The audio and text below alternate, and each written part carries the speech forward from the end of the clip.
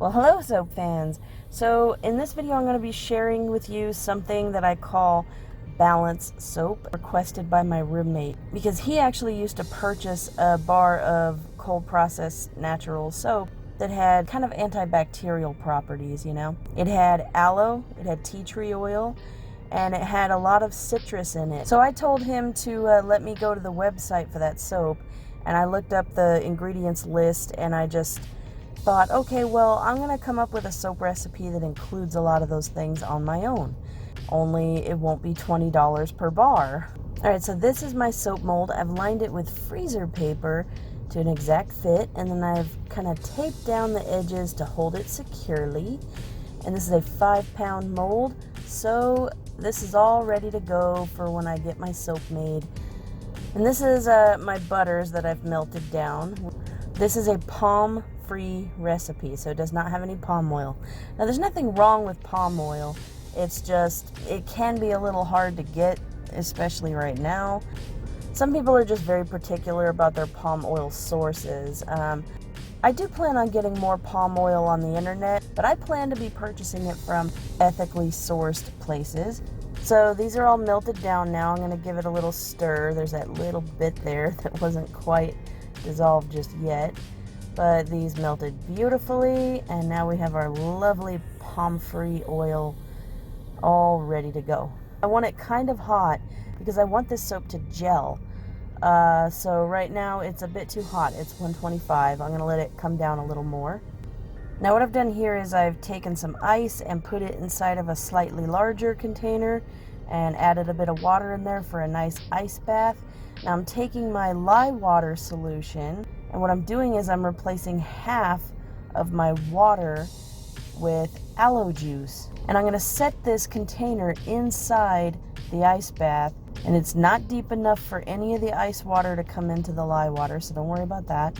And I'm just going to stir it around until this lye water cools down to about 90 degrees, because you want it a little bit cooler when you mix in your aloe juice. I bought my aloe juice in the pharmacy section of Walmart, in case you'd like to use some of this. This is a great way to get plenty of aloe juice for your recipes. So now I'm just very slowly stirring the aloe juice into the lye water solution, a little bit at a time. You don't want to dump the whole thing in there. Now be aware that aloe juice does have some naturally occurring sugars in it, and that can make your soap batter a bit hotter, but that's fine with me because I want my batch to gel. And gel is basically when the batch gets really, really warm, or more like hot. It will be a slightly darker color, the bar will be more firm, it will set up firmer and better, and it seems to me that it lasts longer. So I want to see if I can accomplish this here. Okay, so the oils have reached the optimal temperature, and now we are going to pour our lye, water, and aloe juice solution into the oils. I'm pouring it down the back of my stirring utensil here, just to reduce the air bubbles. We don't want a whole bunch of air bubbles in our batter.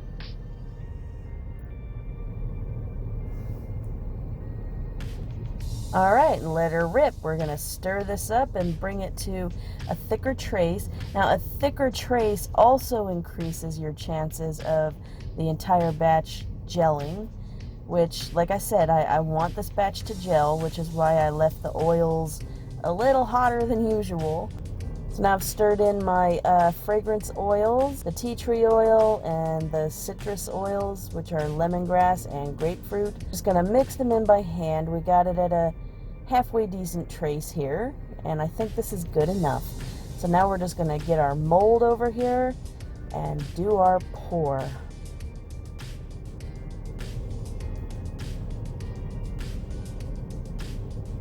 So there we go. That is such a beautiful silky batter, nice and thick, exactly the way I wanted.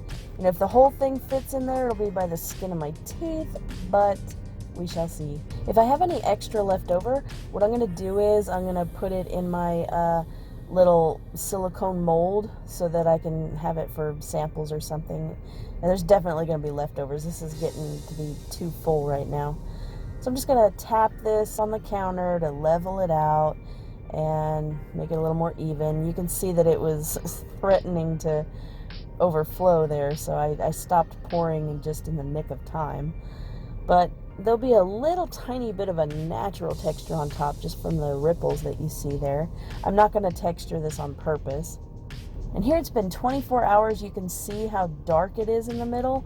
I would say like 98% of this loaf has fully gelled.